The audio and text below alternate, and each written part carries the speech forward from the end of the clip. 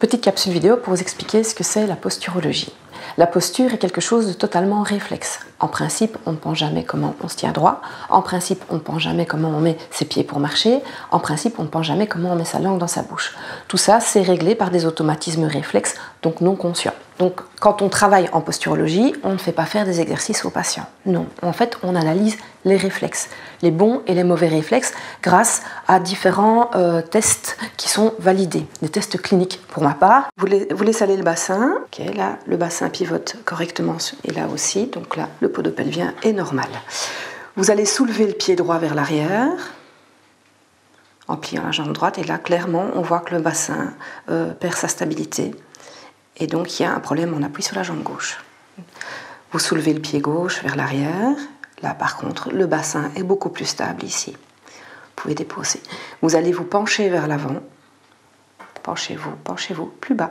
D'abord la tête, et là on voit clairement qu'il y a un décalage au niveau du bassin, puisque normalement on est censé avoir un mouvement symétrique. De ce côté-ci, le pouce gauche s'ascensionne beaucoup trop par rapport au pouce droit.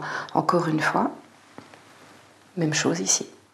Mais il existe aussi des plateformes stabilométriques, il existe différents outils. Et d'ailleurs, il y a différents types de posturologues. Il y a des posturo-ophtalmos, des posturo-podistes, des posturo-dentistes et des posturo comme moi qui faisons de la thérapie manuelle informationnelle, ou plutôt de la PNS.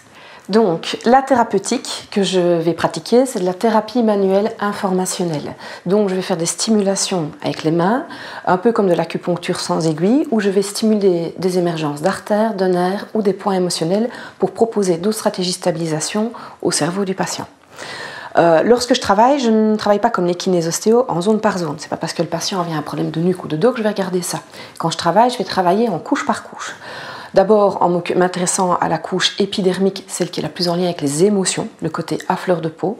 Ensuite, ce qui est vasculaire et viscéral, qui est en lien avec le stress et l'anxiété. Ensuite, tous les nerfs crâniens et périphériques. Et puis les muscles et les articulations à la fin. Tout ça en une seule séance. Le but de cette méthodologie, c'est de faire un reset de tous les mauvais réflexes du patient en une seule séance et de voir quelle est l'amélioration obtenue en fin de séance par rapport aux tests qui ont été faits préalablement. Mon objectif étant de voir si j'arrive à améliorer le patient de 60 à 70%, donc en une seule séance. Si c'est bien le cas, alors je peux proposer un deuxième rendez-vous au patient et ce deuxième rendez-vous aura lieu un mois plus tard. Pourquoi un mois?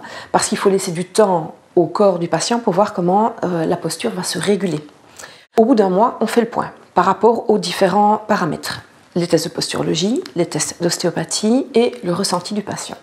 Ce n'est que s'il y a une amélioration qui reste de 30% dans l'ensemble des paramètres que je refais un deuxième soin. Si 30% par contre ne tient pas dans l'ensemble des paramètres, ça peut être différents cas de figure, dans ce cas-là, je ne vais pas proposer un deuxième soin, mais par contre une série de tests pour arriver à objectiver quel est le parent pauvre du système postural. Est-ce que c'est le pied? Dans ce cas-là, il faudra des semelles de posture. Est-ce que c'est l'œil? Est-ce qu'il faudra appareiller au niveau de lunettes ou de correction visuelle adaptée à la posture? Est-ce que c'est la bouche? Dans ce cas-là, il faudra adresser vers un posturodentiste.